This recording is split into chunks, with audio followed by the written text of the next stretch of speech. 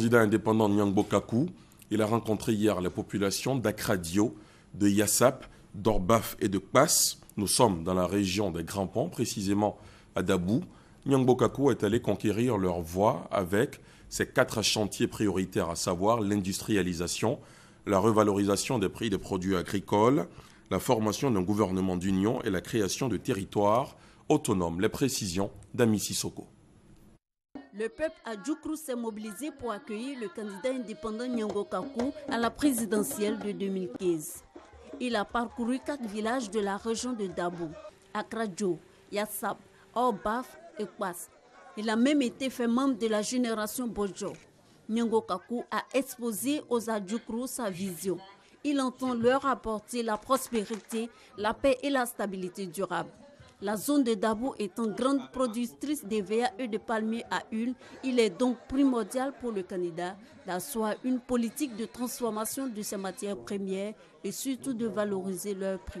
Selon lui, c'est seulement à cette condition que les planteurs pourront vivre décemment du fruit de leur labeur. Souvent, les prix baissent parce que la transformation n'est pas assez effectuée dans notre pays. Par la transformation, on va écourter les intermédiations. Donc, toute cette différence sera dans l'augmentation des prix agricoles. C'est aussi simple que ça. Mais je ne sais pas pourquoi depuis ça traîne. La réconciliation de tous les Ivoiriens. Nyangbo Kakou veut en faire son cheval de bataille. Il dit avoir la recette pour une réconciliation vraie et définitive. Si je suis élu, je ferai un gouvernement d'union nationale pour que la réconciliation en Côte d'Ivoire soit visible, pour que tous les enfants de cette Côte d'Ivoire soient unis. Si je suis élu, après 4 jours où nous allons fêter, après ces 4 jours, j'irai pour faire revenir Laurent Gbagbo. La réforme institutionnelle, la valorisation du prix des produits agricoles, l'industrialisation de la Côte d'Ivoire et la formation d'un gouvernement d'union. Voilà les priorités du candidat Nyangbo Kakou qui seront développées également à Anono, Riviera 2 à la prochaine étape de sa campagne. Le directeur national de campagne de Charles Konambani était ce jeudi au quartier général du candidat pour faire le point des actions sur le terrain. Il a appelé les Ivoiriens à faire le bon choix pour vivre la paix et le bonheur. Le témoignage d'Alexis Ouedraogo. Un 7e jour de campagne calme au quartier général du candidat Charles Konambani. Avant l'assaut des villes de l'intérieur ces prochains jours, les concertations vont bon train. Il faut savoir s'arrêter à un moment donné pour faire le point, pour recevoir aussi les délégations qui viennent de l'intérieur et pour entendre ce que ceux qui sont au plus profond de la Côte d'Ivoire souhaitent qu'on fasse à ce moment précis. J'ai décidé aujourd'hui de les recevoir pendant que les missions sont en train de se faire. Le directeur national de campagne, Simplice Yodé, réaffirme la vision du candidat Charles Konambani à aller à des élections apaisées en vue d'une Côte d'Ivoire renouvelée. Le candidat Bani n'a de cesse de dire qu'il faut des élections zéro mort cette année en Côte d'Ivoire. Il n'y a pas une fatalité des élections mal organisées en Côte d'Ivoire. Son pari à lui, c'est que cette élection de 2015 soit une élection juste, équitable, transparente, apaisée, une élection où aucun Ivoirien ne mourra.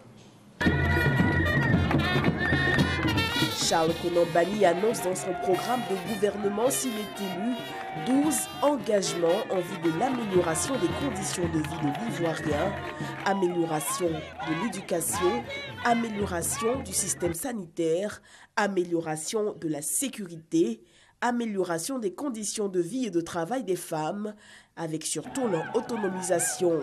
Charles Konambani entend renforcer la sécurité alimentaire dans le pays. Des engagements sur lesquels il veut être interrogé dès la fin de son mandat en 2020. Notons que Charles Konambani a déjà rencontré la jeunesse, les femmes. Il s'est déjà rendu dans les villes de Yamoussoukro et de Dabou.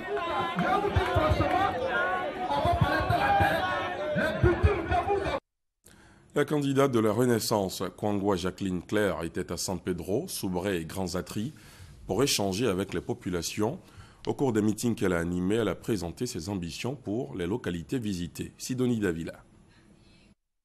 En 24 heures chrono, Kwangwa Jacqueline Claire a sillonné les villes de Grand Zatri, Soubré et San Pedro. À chacune de ces destinations, ce sont des populations heureuses qui se sont mobilisées pour accueillir la candidate de l'UPA, Unité, Paix et Alternance. Par ces mobilisations, les habitants ont voulu démontrer leur attachement et leur admiration pour cette candidature féminine qui va faire la différence. À l'instar de certains pays comme le Libéria et l'Allemagne, les peuples de la Nawa et de San Pedro ont souhaité que Kwangwa Jacqueline Claire soit portée au sommet de l'État pour concrétiser leur rêve de vivre dans une Côte d'Ivoire paisible et développée comme elle le prévoit dans ses grands chantiers. Il se trouve que dans les classes, les élèves sont à plus de 100, 70, souvent 80 et c'est difficile que les enfants puissent assimiler. Donc nous allons construire assez d'écoles, mettre l'accent sur le matériel de travail, c'est-à-dire reconstruire des écoles, en tout cas de bonne qualité, mettre des cantines et puis même mettre un système d'énergie solaire. Et encore un autre problème, il y a un manque de logement des élèves ici. Les enfants sont livrés à eux-mêmes. Parce qu'une jeune fille qui vient en 6e, qui n'a pas un dortoir, qu'est-ce que vous voulez qu'elle fasse? Du coup, la parité des femmes qu'on devait atteindre, on ne pourra pas atteindre parce qu'elle va rebousser le chemin avec une grossesse et on va avoir moins de femmes encore au niveau national pour les prises de décision. Nous mettons l'accent sur les routes parce que la route précède le développement. Ça, c'est la moindre des choses. L'approche de la date fatidique du 25 octobre, jour du scrutin, semble fermement asseoir la confiance en la candidate de la Renaissance. Aujourd'hui, je sais que nous sommes favoris. Je suis très confiante. En attendant le verdict des urnes pour sa confirmation dans le fauteuil présidentiel, la candidate a décidé de célébrer sa victoire prochaine avec ses militants et sympathisants. Ces derniers, visiblement heureux, attendent beaucoup de cette victoire qui vise un idéal de gouvernance, à savoir gouverner autrement avec clair pour y voir plus clair. Dans sa course à la présidentielle, Pascal Affi-N'Guessan a tenu des meetings à Grand-Bassam, Marcory et Treichville pour porter le message du changement, refonder le système de défense et de sécurité pour la stabilité politique et économique est le deuxième des 15 engagements auxquels tient le candidat du FPI, le reportage de Gabriel Zani. Le challenger du Front populaire ivoirien n'entend pas rester dans les villes de l'intérieur du pays où il est semblé avoir pris ses quartiers depuis la première semaine de la campagne présidentielle. Ce jeudi, Pascal Affi-N'Guessan et sa délégation investissent la ville historique de Grand-Bassam avant de redescendre vers les communes de la capitale économique ivoirienne, Marcory et Treichville. Comme l'actualité du moment l'exige, avec la montée du terrorisme sur le continent, le candidat frontiste prévoit de réaménager le système de sécurité et de défense. Aujourd'hui, il y a des menaces graves à nos frontières. C'est le terrorisme. On parle de Boko Haram. Le Nigeria n'est pas loin. On parle de MNLA. Le Mali n'est pas loin. On parle des djihadistes. On ne sait pas où ils se trouvent. Il y a les autres formes de criminalité. Nous allons redéployer l'armée pour que les zones stratégiques, minières, forestières, agricoles, soient protégées. Que les barrages que nous avons soient protégés par des unités de défense. Nous allons créer 2 commandements au niveau de la marine nationale et au niveau aussi de l'aviation, de notre armée de l'air. C'est le deuxième engagement auquel tient Pascal Affi-N'Guessan après celui de la réconciliation nationale. Reconstituer une armée forte pour Pascal Affi-N'Guessan, c'est se doter d'un outil de sécurité à la hauteur des ambitions du pays. La Côte d'Ivoire sera le gendarme de la sous-région sous son pouvoir s'il est élu par les Ivoiriens. En tant que technocrate rompu aux affaires politiques et aux prises de position difficiles, le candidat du Front populaire ivoirien compte sur son expérience de leader du FPI, son charisme pour diriger l'armée ivoirienne. En cela, il conditionne la libération de la Côte d'Ivoire à son élection le 25 octobre. La candidate du RPC, Renouveau pour la paix et la Concorde, a animé hier un meeting à la place de la paix d'Issia. Henriette Lagou a invité son assistance à lui accorder beaucoup de voix le 25 octobre prochain afin qu'elle puisse rassembler et réconcilier les Ivoiriens. Patricia Omoetia. Issia marque la 4e étape de Lagou adjoint Henriette dans le cadre de sa campagne. Elle a donc animé un meeting à la place de la paix d'Issia. Mobilisation, ambiance et rencontres ont meublé cette étape de Issia. paix, réconciliation et cohésion sociale, mais surtout un programme de campagne basé à 50% sur le social et 50% sur la réconciliation. Le défi de l'éducation pour tous en Côte d'Ivoire reste aussi une préoccupation pour la candidate qui veut faire de l'école gratuite une réalité. Au niveau de la santé, elle a un projet de bâtir un centre de santé dans chaque village. Notre contribution, c'est de réconcilier les Ivoiriens, de les rassembler afin qu'on ait une paix durable, de conduire une politique de non-violence pour que les gens espèrent encore que la Côte d'Ivoire, le peuple ivoirien espère encore en des lendemains meilleurs. C'est le cheminement que nous sommes en train de faire. Nous pensons que nous allons être entendus par les populations, par les fils de Côte d'Ivoire, afin qu'ensemble nous puissions adhérer à ce que nous sommes en train de construire. Il faut rapprocher l'école des populations. C'est en cela que nous avons parlé d'un village, une école. Couvrir totalement le territoire d'école. Il faut l'adhésion des populations et aussi il faut une communalisation totale de la Côte d'Ivoire. La fin de la campagne approche. Il ne reste plus que quelques jours avant l'échéance du 25 octobre 2015. La candidate du RPC met à profit ces quelques jours en sillonnant villes et contrées pour se rapprocher des militants et sympathisants. Son programme de campagne tourne autour de plusieurs axes majeurs de société. La santé, l'école, la réconciliation et la cohésion sociale. Des aspects qu'elle entend mieux développer pour apporter le changement.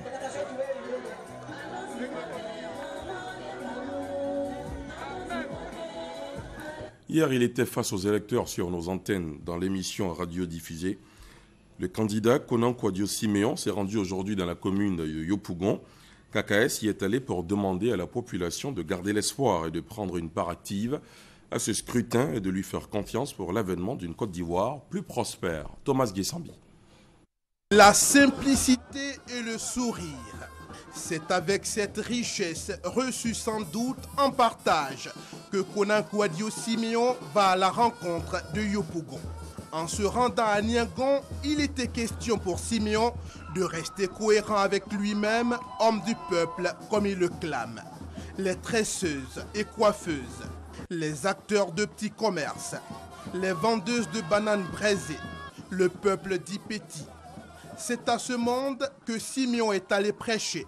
Je vous prie de descendre du train de l'ermite et du repli sur soi-même, pour marcher avec moi sur le chemin de la réconciliation, du progrès et de la fraternité. Dieu qui a créé le ciel et la terre accepte les prières et je vous prie de voter pour moi, dira-t-il. Je sais combien les Ivoiriens saignent dans leur cœur. Eh bien, je suis venu leur dire qu'il y a de l'espoir. Je suis venu leur demander leur mobilisation pour le scrutin du 25 octobre. Nous pourrions faire en sorte que nos exilés rentrent tous au pays. Nous pourrions faire en sorte qu'une mesure générale soit prise en faveur de tous les prisonniers politiques. Voici le message d'espoir que je suis venu donner, car avec le changement et avec Konan Kouadio-Siméon au pouvoir, la réconciliation sera chose réussie et nous pourrons amorcer à nouveau le développement de ce pays pour le bien-être social de nos concitoyens. Sur ce chemin, Siméon marque des haltes pour écouter, mais surtout pour persuader, tel un apôtre de bonnes nouvelles avec une conviction profonde dont on aurait dit lui seul garde le secret. Pour bref qu'il fût, ce contact de Siméon avec ses frères et sœurs de Yopougon, on peut en garder son caractère enrichissant. Après les rois et chefs traditionnels du Grand Centre et du Grand Ouest, aujourd'hui c'est au tour des rois et chefs du Grand Nord de recevoir le candidat du RHDP, Alassane Ouattara. Toutes les têtes couronnées l'ont assuré de leur soutien. Ricardo Zama. Alassane Ouattara en course pour le palais présidentiel, saison 2, 7e épisode. La scène se déroule à Korogo ce jeudi 14 octobre entre 11 et 18 heures. Depuis quelques jours, Alassane Ouattara donne de la profondeur à sa campagne présidentielle en fixant les pierres angulaires à même de l'élever une fois encore vers la présidence de la République. Après ses rencontres avec les rois et chefs traditionnels du Grand Centre et du Grand Ouest, Alassane Ouattara a mis le pied dans l'Oporo ce jeudi pour la bénédiction de ce que le Hambol, la Bagoué et le Kyologo ont de vénérables. Ils étaient tous présents, rois, dignitaires religieux et chefs traditionnels, épaulés par les cadres des 10 régions du Grand Nord, mus par la conviction que l'élection du candidat Alassane Ouattara au premier tour repose sur leur engagement sacrificiel. Le général Ouassenan Koné a rappelé simplement le bilan du candidat du RHDP et qui justifie sa réélection éclatante et écrasante au premier tour. Ému face à la mobilisation exceptionnelle du Grand Nord, ses prières et son soutien quotidien, Alassane Ouattara n'a fait que dire merci, un merci qui appelle un autre engagement à la tête de la Côte d'Ivoire. Sans venir vous confier à nouveau ma candidature pour ce deuxième mandat. Je sais qu'avec vos prières, s'il plaît à Dieu, nous serons élus le 25 octobre au soir. Oui. Donc je suis venu vous demander de continuer vos prières, et vos bénédictions pour ma candidature, pour mon élection, mais aussi pour la paix dans notre pays. Oui, que tous ceux qui sont animés d'un esprit de perturbation trouvent la paix dans leur cœur. Oui, que Dieu les apaise pour que la Côte d'Ivoire ait une paix définitive. Le candidat indépendant Kouadio Konan Bertin était ce jeudi à Ouaragayo où il a délivré un message de paix et de réconciliation vraie aux populations de Yopo-Hué, le témoignage d'Anja Sokro. Où Kouadio Konan Bertin n'irait-il pas dans son ambition de faire passer son message au maximum d'Ivoiriens? Kakabe et sa délégation se sont rendus à Yopo-Hué, à 35 km de Gagnoa et à 15 km de Ouaragayo. Accueil triomphal pour celui que le canton Zébi, réunion de 7 villages, considère comme son fils. Le chef du village de Yopo-Hué, toute la notabilité et les villageois ont pris d'assaut la place publique pour témoigner soutien et affection à ce candidat dans lequel ils se reconnaissent. Pour sa part, l'honorable Kouadio Konan Bertin est arrivé à Yopo-Hué avec un message qu'il a qualifié de message de réconfort et d'espoir. Je suis entouré des chefs de village, des chefs de canton. Je suis venu en réalité pas pour battre campagne. Je suis venu apporter du réconfort à ces parents qui depuis bientôt 5 ans n'ont plus l'affection de leur fils. Donc je suis venu leur communiquer de l'espoir, l'espoir de vivre et de se sentir toujours ivoirien parce que ce sol-là, eh bien c'est leur sol, c'est leur pays. Il faut qu'ils s'impliquent dans la vie de leur pays. C'est le moins que je puisse leur dire. Pour le reste, je salue tout le monde et je les remercie surtout pour cet accueil chaleureux eh bien, qui m'est réservé. Il a loué la générosité des Bété car, a-t-il dit, un peuple qui donne la terre gratuitement aux autres est un grand peuple. Il a demandé aux Bété de jouer pleinement leur rôle dans le développement de la Côte d'Ivoire. Ayant bien perçu le message de Kakabe, les populations de Yopo-Hué ont, comme partout où il est passé, béni la candidature du député de Port-Boué pour qu'il s'installe au palais présidentiel.